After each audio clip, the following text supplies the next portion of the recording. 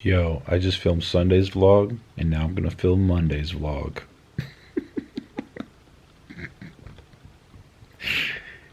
Back to back, motherfucker. I read this book called The Psychology of Selling back in college because I used to do sales a lot, door to door sales. And there's this principle where the best time to make a sale is right after you make a sale.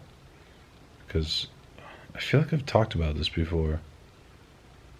Shit. It's hard to keep up with it. I don't remember. Have I talked about this before in another vlog? But yeah, your endorphins are like raging, so you're like so confident on the next one, you know. You're just in that rhythm. But yeah, it's crazy. It's so crazy that I used to do sales because I'm so introverted, and that's why I was so bad at it. ISFP, man, is probably the worst brain type for sales. I just in high school I remember my sister, one of her friends in high school, was making like 100K a year or something, selling T-Mobile, like working at a T-Mobile booth, and he didn't go to college or anything, and so when I heard that in high school when I was 16, I was like, oh great, I'll just do sales. Like I don't have to work hard in school. So I remember I had that thought. I was like, great, I can just do sales and I'll be rich that way. So no, I still like barely graduated high school and then went to community college. Well, it barely just became a university at that point, 2008, Utah Valley University. And I remember that first month in September 2008, I was just on Craigslist like every day, just looking for sales jobs. And I didn't care about my schooling at all, and I cared all about making money because I was like independent for the first time and living on my own, away from my parents' authority, cloud of authority. And I was a free man, and I just needed to make my own money, and I would be a free man, you know. That's all I had to do, and that'd be it. I'd happily ever after.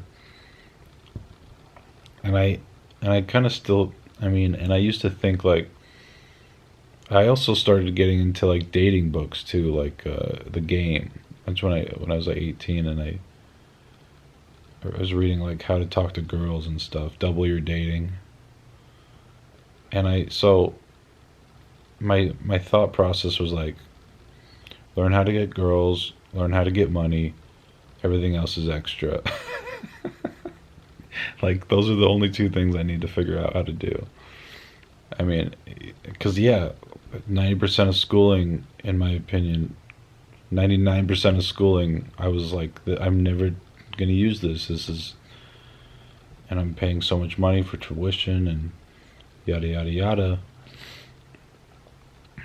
But yeah, I remember that first month I started doing door to door sales, and the first like product I started selling, some guy that sold window washing, and it was like in Pleasant Grove, Utah, like 10 minutes north of Provo. And we just he you know, he just like, we met up in a neighborhood. It was just this one guy in his little window washing business, and he was like, he's like, yeah, you can make a lot of money, you just have to keep doing it. Here, I'll show you. So so he showed me, and we knocked on some doors, and he's just like, hey, we're not, so he's like, hey, I'm not a salesman, I'm just we're doing some window washing. It's so, like, it's so cliche. That's like the first thing they all say. Oh, I'm not selling anything. um yeah, so I was so hung up on this dream of being one of these sales dogs that, oh yeah, because like in Provo, with this culture of all these returned missionaries from the Mormons and all that, there's a lot of door to door companies with security systems and pest control. Those are like the two big ones. And you would hear these stories of all these guys making like 100K in 4 months in a summer. It's called summer sales. And so I did that. I did that in 2009, and I went to Minneapolis, Minnesota. And I was 19, and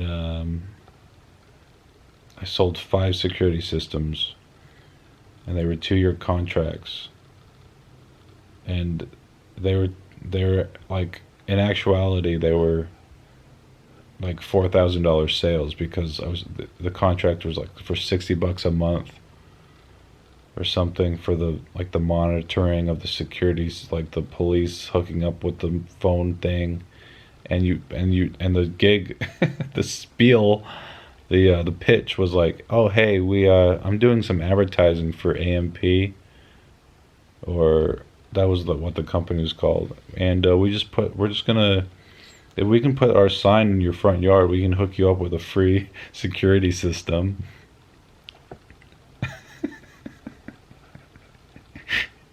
And it never, like, everyone, most people had common sense, but then there's people who are like, oh, that's a great deal. And then and, he, and I'm like this 19-year-old kid, and this is in Minneapolis, and I was out for like a month, but then I quit. But man, it's so gnarly and guerrilla to door to door, man. Yeah, and I remember like some of the sales tactics they taught us was like, yeah, get inside the house as quick as you can, because then it's harder for them to say no. Like you'd be like, yeah, like, and yeah, we can give you this free security system, and then you're like showing them on the door, like, and here I can show you, like, can I like show you, and you like step in their house. And they're just like looking at you like, what is this, and then you're like, oh yeah, and then we could put like a sensor over here, and you like walk across their living room. Oh god, cringe. um oh yeah, and I remember a couple times, and that takes so much energy, that's such an extroverted thing to do. you know like Danny Duncan would actually be a great salesman if he wanted to do that, but I mean, he's an even better YouTuber, so uh so yeah, I did that a couple of times, and I remember just like once I was in, I was just like, yeah, so we can have them come in. So, oh yeah, then you do like the fucking it's like the option close. You're like, so do you want my guy to come between 2 and 4 tomorrow, or like 10 and 12? What's better for you? And you're like assuming the sale. You got like your little clipboard.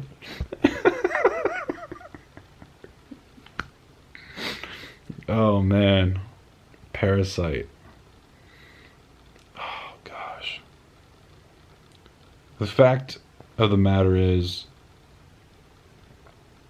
if people want a product, they can just go to the store. You shouldn't have to sell it door to door. My and my manager, he was so I was actually with one of the best managers in the company. He was like a legend in the whole industry of summer sales in like Provo, Utah. Um and he trained us every morning, and he kind of just, he got up with us at 9 a.m., or no, like 8 a.m., before we all went out to our areas. There's like 30 of us in the office, and and And yeah, he was like in his middle 30s, and he was just. I remember like this. He was so passionate about everyone in the country having a security system and being safe, and he felt like he was doing everyone a favor, you know. Uh, so yeah, for those 5 sales, I got like $100 for each sale,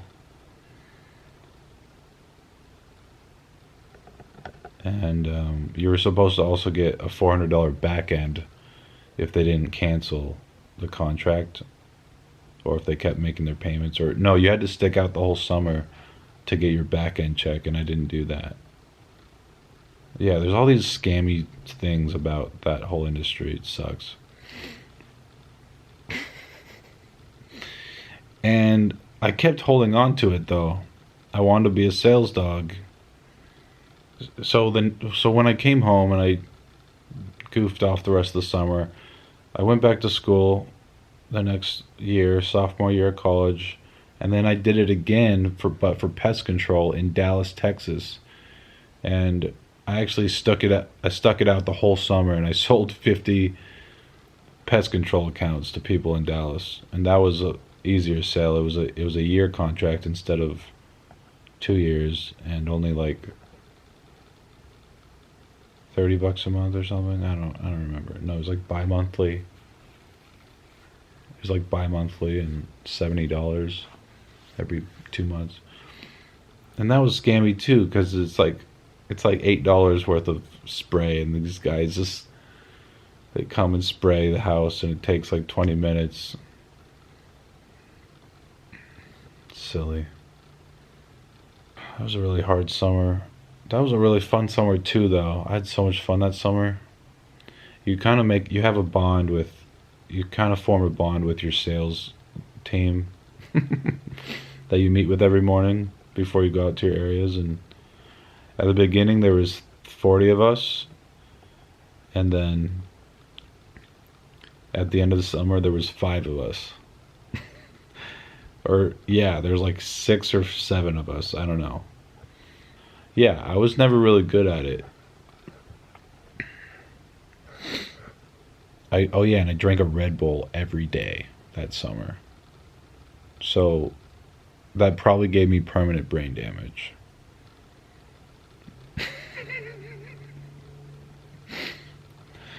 Uh, on top of that, that was the first time and last time that I did ecstasy at a rave.